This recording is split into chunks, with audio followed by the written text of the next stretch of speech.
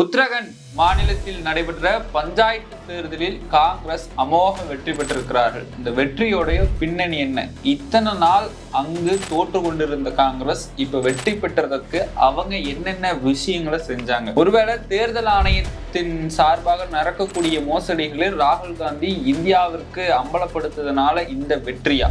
இது சார்ந்த முழு விவரத்தை இந்த வீடியோல நாம பார்க்க இருக்கிறோம். வாங்க வீடியோக்குள்ள போலாம். கோபாசை நண்பர்களுக்கு வணக்கம். நான் உங்கள் சின்ன அரசியல்களை தொடர்ந்து பேசுவோம், உண்மையை உறக்க சொல்வோம். அரசியல்ல உங்களுக்கு ஆர்வமா? மறக்காம நம்ம சேனலை சப்ஸ்கிரைப் பண்ணிக்கோங்க. இந்த வீடியோவை ஃபுல்லா ஸ்கிப் பண்ணாம பார்த்துட்டு உங்களுடைய கருத்துக்களை தெரிவிச்சிருங்க. ஏன்னா உங்களுடைய கருத்துக்கள் எங்களுடைய ஆதரவுகள். இத்தனை நாளா காங்கிரஸ் ஒரு சில இடங்கள்ல வெற்றி பெறாம தோல்வியவே சந்தித்து கொண்டிருந்தாங்க. இப்ப கொஞ்ச நாளா காங்கிரஸ் களத்துல இறங்கி செயல்படுறதுனால ஒரு சில இடங்கள்ல வெற்றிகளை சந்தித்து கொண்டிருக்கிறார்கள். அப்படியாக தான் நம்ம இடைத்தேர்தல்ல கேரளாவில் வெற்றி பெற்றிருந்தாங்க. இப்ப உத்தரகண்ட்ல நடந்த பஞ்சாயத்து தேர்தல காங்கிரஸ் வெற்றி பெற்றிருக்கிறாங்க. அதுவும் அமோக வெற்றி பெற்றிருக்கிறாங்கன்னா அண்மையில செய்தி வெளியா இருக்குது. அந்த வெற்றியோடைய பின்னணி ரகசியங்கள் குறித்து தான் நம்ம பார்க்க இருக்கிறோம். உத்தரகண்ட்ல பிஜேபியோட ஆட்சி தான் கோல வச்சுட்டு வருதுன்னு சொல்லலாம். அப்படி இருக்கக்கூடிய அவங்க இடத்திலேயே எப்படி காங்கிரஸ் வெற்றி பெற்றாங்க?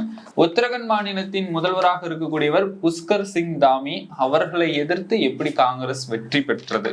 காங்கிரஸ் வெற்றி பெற்றதற்கான முக்கிய காரணிகளா எதை சொல்றாங்கன்னா கூட்டு முயற்சி. அவங்க செய்த விஷயங்கள், அதனாலதான் காங்கிரஸ் வெற்றி பெற்றிருக்கிறாங்க அப்படின்னு அண்மையில தகவலை தெரிவிச்சுட்டு வராங்க. கூட்டு முயற்சியால காங்கிரஸ் வெற்றி பெற்றாங்கன்னு பார்த்தோம். அந்த கூட்டு முயற்சிக்கு யார் யாரெல்லாம் காரணமா இருந்தாங்க, ஒரு முக்கிய பங்கெல்லாம் வகித்து இருக்கிறாங்க.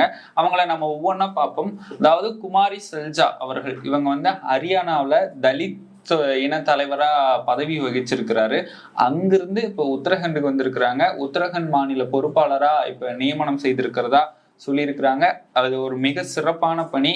ஏன்னா பிஜேபி அங்க ஆட்சியில் இருக்கக்கூடிய ஒரு இடத்துல காங்கிரஸ் அங்க ஒரு மாநில பொறுப்பாளரா வர்றது எல்லாராலையுமே வரவேற்கத்தக்கது. அந்த மாநிலத்தில் நடக்கக்கூடிய பிரச்சனைகளை தட்டி கேட்கறதுல காங்கிரஸ் என்னைக்குமே முன்னாடி நிற்கும். அப்படியாக தான் தொடர்ந்து தேசிய பிரச்சனைகளை தொடர்ந்து காங்கிரஸ் பேசிட்டு வராங்க. நாடாளுமன்றத்திலும் குரலற்றவர்களின் குரலாக ஒலித்து கொண்டிருக்கிறார்கள். இதெல்லாம் நம்ம பார்த்த விஷயம்.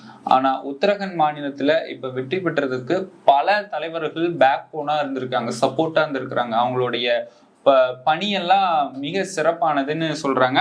அப்படியாக முதலாவதாக நம்ம குமாரி சல்ஜா அவர்களை பார்த்தோம். இரண்டாவதாக அங்க இருக்கக்கூடிய காங்கிரஸ் தலைவர் கரண் மகத்தா அவர்கள், இவங்களுடைய பணியும் சிறப்பான பணி. இந்த கூட்டு முயற்சியால தான் வெற்றி பெற்றதுக்கு அவங்க செய்யக்கூடிய பிரச்சாரங்கள், அவங்க செய்த நல்ல விஷயங்கள், அந்த மாநிலத்துல மக்களுக்காக செய்த நல்ல விஷயங்களுக்காக தான் அவங்க வெற்றி பெற்றிருக்கிறாங்க. அதை விட எல்லாத்தையும் விட இதுக்கு முன்னாடி காங்கிரஸ்ல இருந்தாரு, மறுபடியும் பிஜேபிக்கு போனாரு, பிஜேபியில இருந்து மறுபடியும் காங்கிரஸ்க்கு வந்த பிஜேபியில் இருக்கும்போது போக்குவரத்து துறை அமைச்சரா இருந்திருக்கிறாரு. அவர் யாரும் இல்ல, எஸ்பர் சூர்யா அவர்கள். இவங்க மறுபடியும் காங்கிரஸ்க்கு வந்ததுனாலதான் இந்த மாபெரும் வெற்றியை தழுவி இருப்பதாக அங்க இருக்கக்கூடிய செய்தி ஊடகங்கள்லாம் தெரிவிச்சுட்டு வராங்க. ஆனா இதுல ஒரு ட்விஸ்ட் என்னன்னா, பாஜக ஜெயிச்சா எதிர்கட்சிகள் தான் மறு தேர்தல் நடத்தணும், இல்ல வாக்க மறு சீர்திருத்தம் பண்ணணும் அப்படிங்கிற மாதிரி எல்லாம் பேசுவாங்க. ஆனா காங்கிரஸ் ஜெயிச்சிருக்கிறாங்க. ஒருவேளை பிஜேபி அங்க மாநில தலைவர்கள்லாம் இதை மறு வாக்கு நடத்துங்க அப்படின்னு சொன்னா கூட ஆட்சேபனை இல்லை. ஏன்னா அந்த அளவுக்கு இப்ப குஜராத்ல யாரு இருக்கா? பிஜேபி தான் இருக்காங்க. உத்தரப்பிரதேசல பிஜேபி தான் இருக்காங்க. அங்க ஒரு இடத்துல காங்கிரஸ் ஜெயிச்சா என்ன வரும், ஒரு டவுட் வரும்ல. அந்த மாதிரிதான் உத்தரகண்ட்லயுமே பிஜேபி தான் இருக்காங்க. ஆனா காங்கிரஸ் பஞ்சாயத்து தேர்தலில் ஜெயிச்சதா சொல்றதுனால அவங்களுக்கு ஒரு சந்தேகம் இருந்தாலுமே, ஏன் பஞ்சாயத்து தேர்தலில் காங்கிரஸ் தேர்ந்தெடுத்திருக்கிறாங்கன்னா, அவங்க மக்களுக்காக செஞ்ச நல்ல விஷயங்கள், களத்தில் இறங்கி செய்த பல விஷயங்கள், அதெல்லாம் நம்ம ஒவ்வொன்றா பார்க்கலாம். அதுக்கு முன்னாடி இந்த வெற்றிக்கு பின்னாடி ஒரு கூட்டம் இருக்குது அப்படின்னு சொல்றாங்க. அது எந்த கூட்டம்னா, ஜூன் 24, 2024 நடந்த டேராடூன் கூட்டம். இந்த கூட்டத்துல குமாரி சல்ஜா அவர்கள் மற்றும் காங்கிரஸ் தலைவர்கள் பலர் இதுல பங்கு பெற்று அந்த கூட்டத்துல ஒரு முக்கியமான உரையை நிகழ்த்தி இருக்கிறாங்க குமாரி சல்ஜா. என்னன்னா, உத்தரகண்ட்ல பட்டியல மக்களுடைய வாக்க நம்ம சேகரிக்கணும். அவங்க இல்லாததுனாலதான், ஏன்னா உத்தரகண்ட்லயும் எங்கெங்கெல்லாம் பிஜேபி ஆட்சியில் இருக்கிறாங்களோ அங்கங்கெல்லாம் இந்த பட்டியலினத்தவர்கள், சிறுபான்மையர்கள், தலித்துகள் அவங்கள ஒடுக்குற விதமாக தான் பல விஷயங்கள் செய்வாங்க. அதே மாதிரிதான் உத்தரகண்ட்லயும் நடந்துதா என்னன்னு தெரியல. ஆனா குமாரி சல்ஜா அவர்கள் பேசின விஷயம், பட்டியலினத்தவர்களுக்கெல்லாம் நன்மை செய்யணும், அவங்களோட வாக்கெல்லாம் நம்ம பெறணும், அவங்களுடைய ஆதரவுகள் எல்லாம் பெறணும்னு பேசிட்டு தொடர்ந்து அங்க இருக்கக்கூடிய தலித்துகள், சிறுபான்மையினர், பட்டியலினத்தவர்கள் இவங்களுக்கு எல்லாமே நன்மை செய்திருக்கிறாங்க. அப்படி செய்ததோடைய எதிரொலி தான் இவங்களுடைய வெற்றி அப்படின்னு எல்லாராலையும் கருத்து தெரிவிக்கப்படுது. இதோட முக்கிய காரணம் என்னன்னா, இதுக்கு முன்னாடி காங்கிரஸ்ல இருந்தாரு, அவர் யாரு, எஸ்வர் சூர்யா அவர்கள். ஏதோ மோதல் ஏற்பட்டு பிஜேபிக்கு போனாரு, பிஜேபியில போக்குவரத்து துறை அமைச்சரா இருந்திருக்கிறாரு. மறுபடியும் அங்க ஏதோ மோதல் ஏற்பட்டு காங்கிரஸ்க்கே வந்துட்டாங்க. ஏன்னா எஸ்வர் சூர்யா அவர்களுக்கு தலித்தோடைய வாக்கு, பட்டியலினத்தவர்களுடைய வாக்குலாம் அதிகம், அவங்களோட வாக்கு வங்கிகள்லாம் அதிகம். இதனால மேலும் காங்கிரஸ்க்கு பலம் கூடியதுனாலதான் இந்த பஞ்சாயத்து தேர்தலில் வெற்றி பெற்றதாக இப்ப எல்லாருமே அங்க கருத்து தெரிவிக்கிறாங்க. இப்ப உத்தரகாண்ட்ல பஞ்சாயத்து தேர்தலில் வெற்றி பெற்றாங்களா, அடுத்து நடக்க போற பீகார் சட்டமன்ற தேர்தலையும் காங்கிரஸ் தான் வெற்றி பெற போறாங்க. இங்க இப்ப வரக்கூடிய ஒவ்வொரு தேர்தலையுமே பிஜேபி தன்னுடைய பெரும்பான்மையான வாக்குகள்லாம் இழந்துட்டு வராங்க. அடுத்து பீகார்லயும் அவங்க வரப்போறாங்கன்னு எல்லாராலையும் எதிர்பார்க்கப்படுகிறது. இந்த உத்தரகாண்ட் பஞ்சாயத்து தேர்தல் வெற்றி பீகார்லயும் எதிரொலிக்குமா அப்படிங்கறதெல்லாம் நம்ம பொறுத்திருந்துதான் பார்க்கணும். இதுக்கு முன்னாடி உத்தரகாண்ட்லாம் மொத்தமா 70 தொகுதி இருக்குதா சொல்லப்படுது. 2022 நடந்த தேர்தல்ல பிஜேபி 47 தொகுதியில ஜெயிச்சிருக்காங்க, காங்கிரஸ் 19 தொகுதியில ஜெயிச்சிருக்காங்க. அதுக்கும் முன்னாடி நடந்ததெல்லாம் பிஜேபி தான் 57, காங்கிரஸ் 11. இப்போ 11ல இருந்து 19க்கு இப்ப காங்கிரஸ் வெற்றி பெற்றிருக்கிறாங்க. அப்ப தொடர் இந்த கூட்டு முயற்சி, அந்த கூட்டம், அந்த அரசியல் தலைவர்களுடைய விவாதம், அதாவது ஒரு மாநிலத்துல என்ன பிரச்சனையோ அந்த பிரச்சனைய சரி செய்யணும் அப்படிங்கிறதுக்கான ஒரு எண்ணம், அந்த எண்ணத்தை அந்த மாநிலத்துல விதைத்திருக்கிறாங்க. அந்த விதையோடைய விளைச்சல் பயனாலதான் இன்னைக்கு அவங்க வெற்றி பெற்றதா தகவல் தெரிவிக்கிறாங்க. இது பீகார் சட்டமன்ற தேர்தலையும் எதிரொலிக்கும் அப்படின்னு எல்லாராலையும் எதிர்பார்க்கப்படுகிறது. நிச்சயமா எதிரொலித்தா இன்னுமே நல்லா இருக்கும். ஏன்னா இதுக்கு முன்னாடி காங்கிரஸ் அங்க உத்தரகாண்ட்ல காங்கிரஸ் ஆட்சி வராதுக்கு முன்னாடி அவங்க கிட்ட பணம் இல்லாம எந்த நல்ல விஷயங்களையும் செய்ய முடியல. இப்ப மேயர், பேரூராட்சி தலைவர், மாநில பொறுப்பாளர் இந்த மாதிரியான பதவிகள் எல்லாம் காங்கிரஸ் வர்றதுனால எப்படியும் மத்திய அரசாங்கத்துக்கிட்ட இருந்து நிதி வரும், பணம் வரும், அதை வச்சு நல்ல விஷயங்கள் செய்வாங்க. ஆனா இந்த பாஜக என்ன செஞ்சிருக்கிறாங்க, காங்கிரஸ்க்கு எப்படியும் பணம் போயிடக்கூடாது அப்படின்னு தான் காங்கிரஸோடைய அக்கௌண்ட்ல ஃப்ரீஸ் பண்ணியிருந்தாங்க. இந்த விஷயம்லாம் நீங்க அறிந்ததுதான்.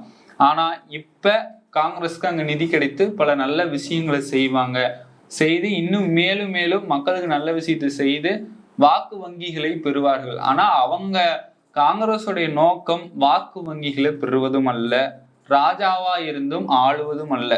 மக்களுக்கு தேவையான விஷயங்களை மக்களில் ஒருவராக இருந்து மக்களை கொண்டு போய் சேர்க்கிறதா அப்படின்னு ராகுல் காந்தி அவர்கள் ஒரு உரையில பேசியிருந்ததையும் நீங்க கேட்டிருப்பீங்க. இதெல்லாம் அறிந்த விஷயம்தான்.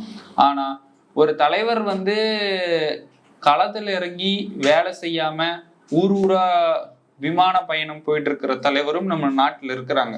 முன்னாடிலாம் அந்த உத்தரகண்ட் சிஎம் அவர்கள் என்ன சொல்லியிருந்தாங்கன்னா, அவுரங்கசீப் இந்த மாதிரியான பேரெல்லாம் எடுத்துட்டு இந்துக்களுடைய பேர்லாம் வைங்க கடைகளுக்கு அப்படிங்கிற மாதிரியான ஒரு பிரச்சாரம், அந்த மாதிரியான விஷயங்கள்லாம் நடந்ததா சொல்லப்படுது. இல்ல அப்படி பேர்லாம் மாத்தினா மட்டும் எல்லா வாக்கும் அவங்களுக்கு சேர்ந்துருமா அப்படிங்கிறதெல்லாம் கேள்வியா இருக்கு. அதாவது ஒரு நாட்டுல அவங்க மக்களுடைய பிரச்சனை என்னவோ அந்த பிரச்சனையெல்லாம் அவங்க பார்க்க மாட்டாங்க. ஒண்ணு மாநாடு நடத்துறது, அந்த மாநாட்டின் மூலமாக அந்த மாநாட்டுக்காக கடைபிடிக்கக்கூடிய பக்த கோடிகளை தன் கைவசப்படுத்துறது, இது ஒரு ட்ரிக்கா வச்சிருக்காங்க.